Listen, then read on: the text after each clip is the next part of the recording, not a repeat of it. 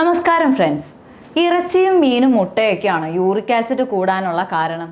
പലപ്പോഴും തെറ്റിദ്ധരിക്കപ്പെടുന്ന ഒരു ധാരണയാണ് ഇറച്ചിയും മീനും മുട്ടയും കഴിക്കുന്നവരിൽ യൂറിക് ആസിഡ് കൂടുമെന്നുള്ളത്. എന്നാൽ സത്യത്തിൽ ഇത് യൂറിക് ആസിഡ് കൂടാനായിട്ടുള്ള ഒരു കാരണം ആണെന്ന് നമുക്ക് ഉറപ്പിച്ച് പറയാനായിട്ട് സാധിക്കില്ല. അതായത് യൂറിക് ആസിഡ് എങ്ങനെയാണ് നമ്മുടെ ശരീരത്തിൽ പ്രവർത്തിക്കുന്നതെന്നും അല്ലെങ്കിൽ എങ്ങനെയാണ് ഇത് പ്രൊഡ്യൂസ് ചെയ്യുന്നതെന്നും ഈ യൂറിക് ആസിഡിൻ്റെ അളവ് എങ്ങനെയെല്ലാം നമുക്ക് കുറയ്ക്കാം, ഇത് മൂലമുണ്ടാകുന്ന സൈഡ് എഫക്ട്സുകൾ അല്ലെങ്കിൽ ഏതെല്ലാം രീതിയിൽ നമ്മുടെ ശരീരത്തിൽ യൂറിക് ആസിഡ് കൂടാമെന്നുള്ളതാണ് ഞാൻ ഇന്ന് ഈ വീഡിയോയിൽ ഡിസ്കസ് ചെയ്യുന്നത്. ഞാൻ doctor Sreelakshmi, senior consultant, doctor Basis homeo hospital, Pandikkad, Malappuram ജില്ല, നടക്കാവ്, കോഴിക്കോട്. എന്താണ് യൂറിക് ആസിഡ്? എന്താണ് ഈ യൂറിക് ആസിഡ് കൂടാനായിട്ടുള്ള കാരണങ്ങൾ? എന്തുകൊണ്ടാണ് ഇത് നമ്മുടെ ശരീരത്തിൽ ഇതിൻ്റെ പ്രവർത്തന രീതികൾ എങ്ങനെയെല്ലാമാണ് വരുന്നതെന്നാണ് നമ്മളിന്ന് പറയാൻ പോകുന്നത്.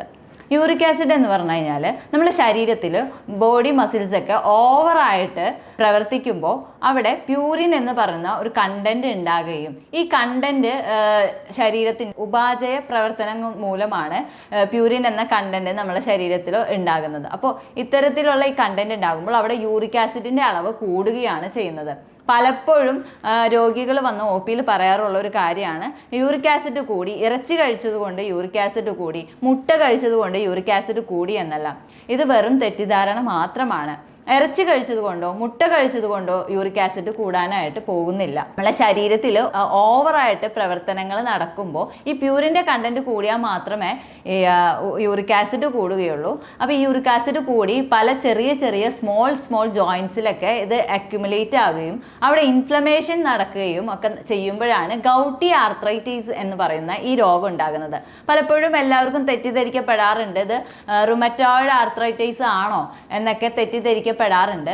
എന്നാൽ നമ്മൾ ബ്ലഡ് ടെസ്റ്റ് ഒക്കെ നടത്തുമ്പോൾ ക്രിയാറ്റിനിൻ പോലെ തന്നെ ഇതിൽ കാണാനായിട്ട് നമ്മൾ ബ്ലഡ് ടെസ്റ്റ് നടത്തുമ്പോൾ തന്നെ നമ്മളുടെ യൂറിക് ആസിഡ് കൂടി എന്നുള്ളത് കാണാനായിട്ട് സാധിക്കും.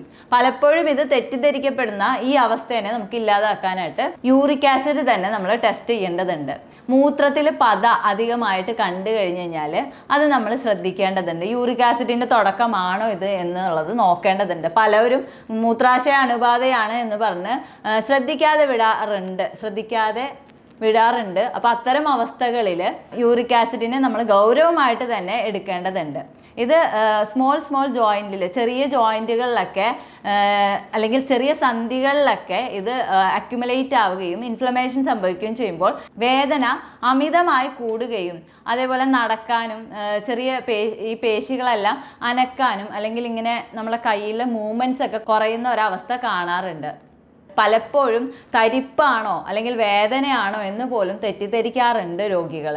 അപ്പോൾ ഇത്തരത്തിലുള്ള അവസ്ഥകൾ നിങ്ങൾക്കുണ്ടെങ്കിൽ ഈ പറയുന്ന ഓരോ പോയിന്റും നിങ്ങൾ ശ്രദ്ധയോടെ കൂടെ തന്നെ കേട്ട് ചെറിയൊരു കാര്യമല്ല ഇത് എന്നുള്ളത് മനസ്സിലാക്കി അതിനനുസരിച്ച് ഡോക്ടറുടെ നിർദ്ദേശപ്രകാരം മാത്രം മരുന്നുകൾ ഉപയോഗിക്കുക. ഇനി യൂറിക് ആസിഡ് കൂടാനുള്ള കാരണങ്ങൾ എന്താണ്? ഓൾറെഡി ഈ ചിക്കനിലൊന്നും അധികം യൂറിക് ആസിഡ് കൂടാനുള്ള കണ്ടന്റ് ഒന്നുമില്ല. അതേപോലെ തന്നെ മുട്ടയിലും അധികമായിട്ടില്ല. പ്രത്യേകിച്ച് ഈ പ്രോട്ടീൻ ഡയറ്റ് അധികമായിട്ട് എടുക്കുന്നവരിലാണ് ഇത് കൂടുതലായിട്ട് കാണാറുള്ളത്.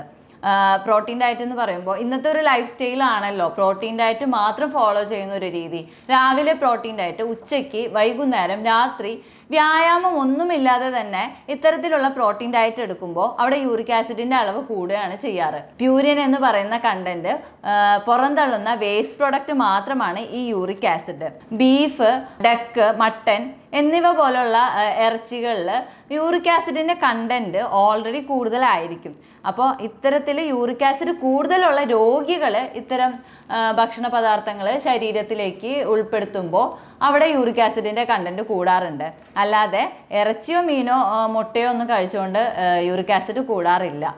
ഓവറായിട്ട് മധുരപാനീയങ്ങൾ അല്ലെങ്കിൽ മധുരം നമ്മളുടെ ലൈഫ് സ്റ്റൈലിൽ ഉൾപ്പെടുത്തി കഴിഞ്ഞാൽ അത്തരത്തിലുള്ള ആളുകളിൽ യൂറിക് ആസിഡ് കുറയാതെ നിൽക്കുന്നതായിട്ട് കാണാം. ഡയബറ്റീസിനോ പ്രഷറിനോ അല്ലെങ്കിൽ വേറെ ഏതെങ്കിലും അസുഖത്തിന് സ്ഥിരമായിട്ട് മരുന്ന് കഴിക്കുന്നവരാണ് എങ്കിലും യൂറിക് ആസിഡ് അവിടെ കുറച്ച് കൂടുതലായിട്ട് കാണാറുണ്ട്. അപ്പോൾ ഇതെല്ലാം ചെക്ക് ചെയ്തുകൊണ്ട് മാത്രമാണ് നമ്മൾ യൂറിക് ആസിഡിൻ്റെ ഒരു അളവ് വിലയിരുത്തുന്നത്. അതേപോലെ തന്നെ കോഫി, കാർബണേറ്റഡ് ഡ്രിങ്ക്സ്, ജ്യൂസസ്, ഇത്തരത്തിലുള്ള പുറത്തുനിന്ന് മേടിക്കുന്ന ഭക്ഷണ പദാർത്ഥങ്ങളിലും യൂറിക് ആസിഡ് കൂട്ടാനുള്ള കണ്ടന്റുകളുണ്ട്.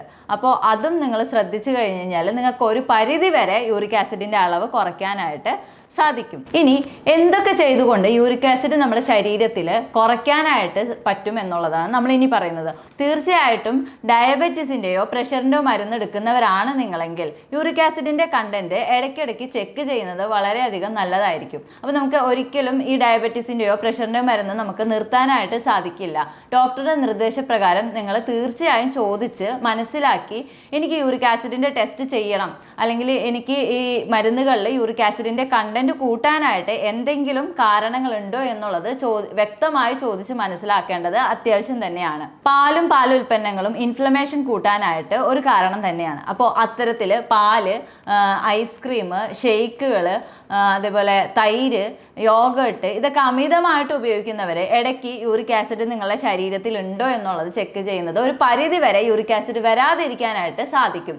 അതേപോലെ ഉള്ളവരാണ് എന്നുണ്ടെങ്കിൽ യൂറിക് ആസിഡിൻ്റെ കണ്ടന്റ് കുറയ്ക്കാൻ കുറച്ച് നാൾ പാലും പാലുൽപ്പന്നങ്ങളും കുറയ്ക്കുകയാണെന്നുണ്ടെങ്കിൽ നമുക്കത് നിയന്ത്രിക്കാനായിട്ട് സാധിക്കും. ഭക്ഷണ പദാർത്ഥങ്ങളിൽ നാരടങ്ങിയ ഭക്ഷണം ഉൾപ്പെടുത്തി കഴിഞ്ഞാൽ യൂറിക് ആസിഡ് കുറയാനും അതേപോലെ തന്നെ നിങ്ങളുടെ ഈ പേശികളിലും അതേപോലെ ഈ അക്യുമുലേറ്റ് ചെയ്ത ഇൻഫ്ലമേഷൻസ് കുറയാനും ഈ ഫൈബർ റിച്ച് ഫുഡ് ഉൾപ്പെടുത്തുന്നത് വളരെയധികം നല്ലതായിരിക്കും. വെള്ളം കുടിക്കുന്നത് വളരെയധികം ശ്രദ്ധിച്ചു കുടിക്കേണ്ട ഒരു ജീവിതശൈലിയാണ് നമ്മൾക്കുള്ളത്. ഈ ബിസി ലൈഫിൽ എല്ലാവരും മറന്നു പോകുന്ന ഒരു കാര്യം തന്നെയാണ് കറക്റ്റായിട്ടുള്ള സമയത്ത് വെള്ളം കുടിക്കാതിരിക്കുക എന്നുള്ള പ്രോസസ്സ്. അപ്പോൾ കറക്റ്റ് ആയിട്ടുള്ള ടൈമിൽ വെള്ളം കുടിക്കുകയും അതേപോലെ തന്നെ യൂറിൻ കറക്റ്റ് ടൈമിൽ പാസ് ചെയ്യുന്നതും ഈ യൂറിക് ആസിഡിൻ്റെ വ്യതിയാനങ്ങൾ നമുക്ക് അളക്കാനായിട്ട് വളരെ വ്യക്തമായിട്ട് പറ്റും. നാരങ്ങ വെള്ളം പോലെയുള്ള വെള്ളങ്ങൾ കുടിക്കുമ്പോൾ പഞ്ചസാര അധികം യൂസ് ചെയ്യാതെ നാരങ്ങ വെള്ളം കുടിച്ചു കഴിഞ്ഞാൽ ഈ യൂറിക് ആസിഡ് വളരെ നല്ല രീതിയിൽ മെയിൻറ്റെയിൻ ചെയ്ത് കൊണ്ടുപോകാൻ പറ്റും. അതേപോലെ ഗ്രീൻ ടീ നിങ്ങളുടെ ലൈഫ് സ്റ്റൈലിൽ നിങ്ങൾ ഉൾപ്പെടുത്തുകയാണ് എന്നുണ്ടെങ്കിൽ ഒരു പരിധി വരെ നമുക്ക് യൂറിക് ആസിഡിൻ്റെ അളവ് നിയന്ത്രിക്കാനായിട്ട് സാധിക്കും. ഇത്തരത്തിലുള്ള ബുദ്ധിമുട്ടുകൾ കണ്ടിന്യൂസ് ആയിട്ട് അനുഭവിക്കുന്നവരാണ് നിങ്ങളെങ്കിൽ വിഷമിക്കേണ്ട. ഈ വീഡിയോ നിങ്ങൾ പൂർണ്ണമായും കണ്ടതിന് ശേഷം നിങ്ങൾക്ക് എന്ത് ബുദ്ധിമുട്ടാണ് ഉള്ളതെന്ന് താഴെ കാണുന്ന കമൻറ്റ് ബോക്സിൽ കമൻറ്റ് ചെയ്യുക. ഇനി ഇതിനെപ്പറ്റി കൂടുതൽ അറിയണമെന്നുണ്ടെങ്കിൽ താഴെ കാണുന്ന നമ്പറിൽ കോൺടാക്റ്റ് ചെയ്യുക.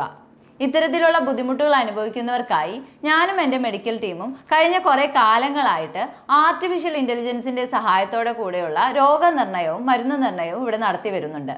കൂടാതെ ജർമ്മനിയിൽ നിന്നും ഇറക്കുമതി ചെയ്ത പൊട്ടൻസി മരുന്നുകളാണ് ഞങ്ങൾ നിങ്ങൾക്കായി പ്രൊവൈഡ് ചെയ്യുന്നത്. നേരിട്ട് വന്ന് ചികിത്സാ സഹായം നേടാൻ ബുദ്ധിമുട്ടുള്ളവരാണ് നിങ്ങളെങ്കിൽ വിഷമിക്കേണ്ട. താഴെ കാണുന്ന നമ്പർ വഴി നിങ്ങൾക്ക് ഓൺലൈൻ വഴി കൺസൾട്ടേഷൻ നടത്തി നിങ്ങളുടെ രോഗവിവരങ്ങൾ അറിഞ്ഞ് നിങ്ങളുടെ വീടുകളിലേക്ക് മരുന്ന് എത്തിച്ചു തരുന്ന സംവിധാനം ഞങ്ങൾ ഇവിടെ നടത്തി വരുന്നുണ്ട്. ഇനി നേരിട്ട് വന്ന് ചികിത്സാ സഹായം നേടാൻ ആഗ്രഹിക്കുന്നവരാണ് നിങ്ങളെങ്കിൽ ഞാൻ മലപ്പുറം ജില്ലയിൽ പാണ്ടിക്കാടും കോഴിക്കോട് ജില്ലയിൽ നടക്കാവിലുമാണ് സേവനം നടത്തി വരുന്നത്. ഞാൻ doctor Sreelakshmi, senior consultant, doctor Basil Soumya hospital, Pandikkad, Malappuram ജില്ല, നടക്കാവ്, കോഴിക്കോട്.